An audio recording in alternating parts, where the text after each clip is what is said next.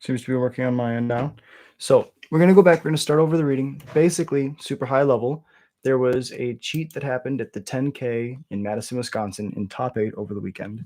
My buddy Sean Gallagher, longtime NRG grinder, Sean, Mr. Toolshed Gallagher, the legend, was going up against our villain today, the man who decided to try to get a couple edges where he didn't earn them and slip things into his deck to try to make his matchup against Demolition Field a little bit better. Connor.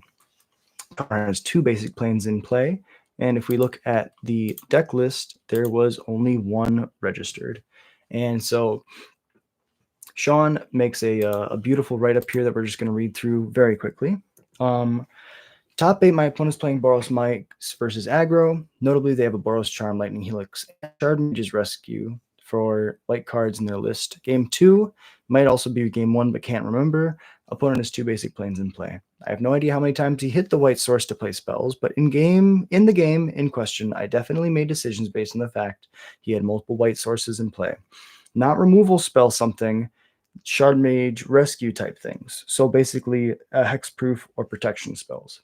They end up killing me on the penultimate turn with a Boros Charm plus a Slick Shot show off for a very lethal coverage. Shows 5, but it's actually 3. They didn't have to tap the second white source in her play to kill me. The judge comes over with the Boros Charm on the stack.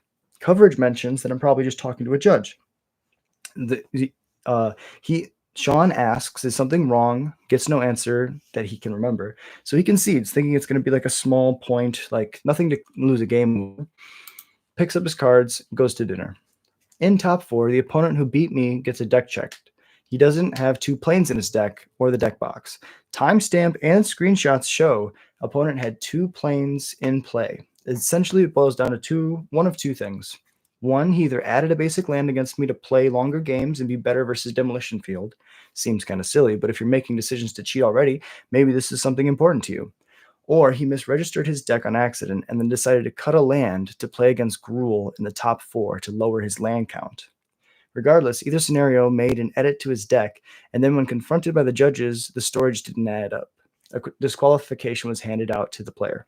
Technically, Sean conceded to him in top 8, since he was dead multiple ways and left, and the DQ gets handed in top 4 after a lengthy investigation by the staff.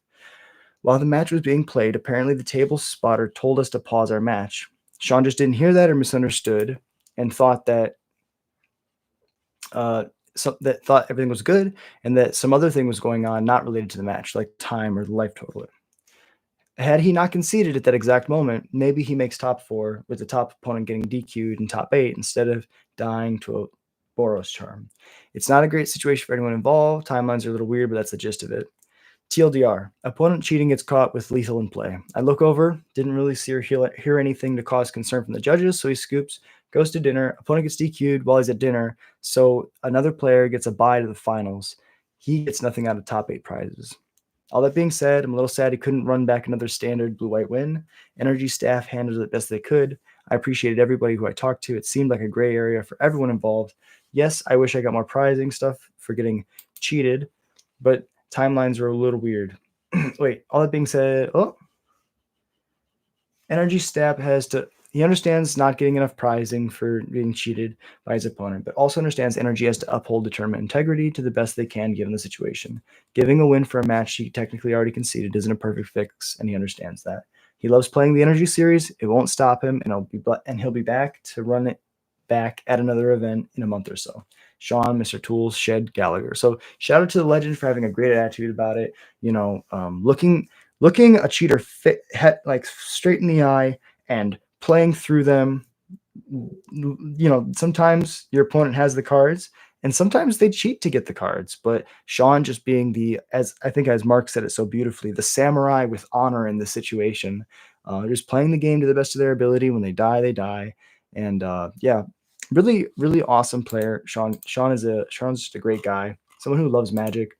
Someone who's seen a lot of success with it. An old school grinder. Someone who I respect a lot. Now, let's just talk about how do you go about getting an extra planes in your deck? Some people might defend him and say, well, we've all registered like one wrong land before. We've all not had what we needed. But this was if that was the case, then the second planes would still be in the deck or deck box after this match.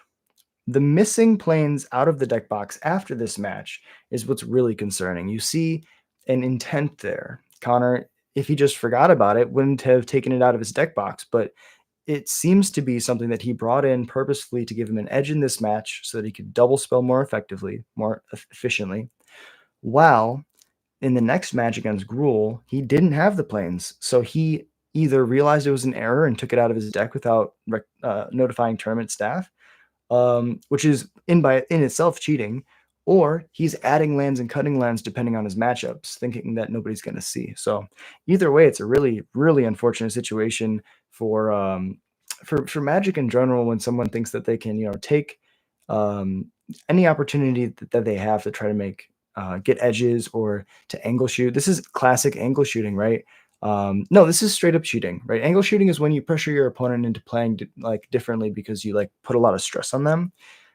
This is actually cheating. This is saying, well, I'm going to play against control. They're going to have demolition field. I want to have double planes so that after they demolition field me a couple times, I'm able to still have a white source. And that's really gross because you're consciously thinking about what could make your matchups better and taking advantage of those matchups to try to get an edge. And people like Sean who grind really hard and play the cards the way that they should be played, play things correctly. They deserve to be rewarded, when they work really hard to do everything right and play the cards the right way. That's how you earn wins, by making every decision correctly, thinking about what's good and what's bad, and making the proper decisions, opposed to looking at what your matchup's going to be and trying to figure out, well, what can I add or subtract to my list to make it better in this specific matchup.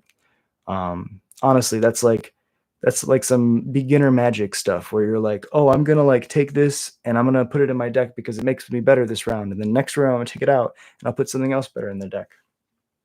I don't want to give a lot of credence to Twitter comments. However, there were a bunch of comments about how people shout out to Mark. This is the comment. From my perspective, you were an agent of clarity, responding as soberly as anyone could hope to expect. You were the samurai warrior with honor. Shout out to Mark. Absolute legend. So all these amazing people in the comments sticking up for him, helping out. Someone else told Robert Taylor, shout out to Fire Shoes, that he had a Restless Bovac in their deck, which was not in the deck list. Yeah, this person lost the match when they were both 4-0 when his opponent had a Restless Bovac. So it looks like he's not even adding and subtracting just basics, also adding and subtracting man lands, or creature lands, I should say, I'm sorry, to the deck to try to make edges in certain matchups. So really, really sad to see somebody thinking that they can get away with something at this level. Really sad to just see somebody think feeling so entitled to winning a game that they're going to try to do things to cut corners, when in reality you could just get good, right? This is like laziness at the highest degree.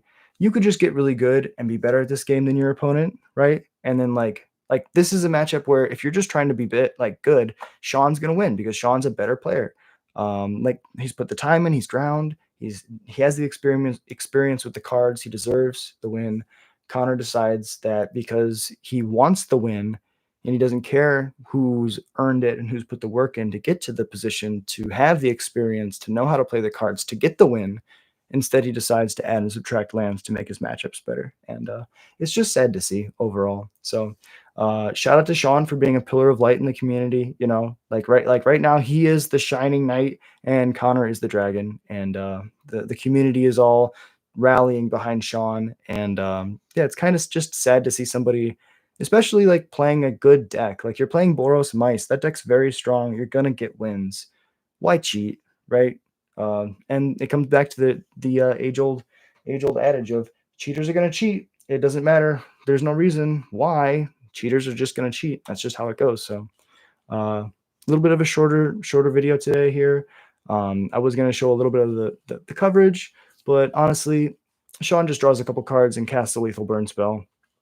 Or sorry, Connor draws a couple cards and then casts a lethal burn spell. Sean is on the back foot for the entire game, and it's not fair to just show the cheater winning. So I'm just gonna leave it there. Not even gonna show you his gameplay. If you like Sean, go follow him on Twitter. He's an absolute legend. Energy Grinder. Shout out to Energy Series for fostering an amazing community. They do a great job, and they don't deserve to have their reputation tarnished like this. So, thank you so much for watching. I'll be back with the next one, and I hope you have a beautiful day.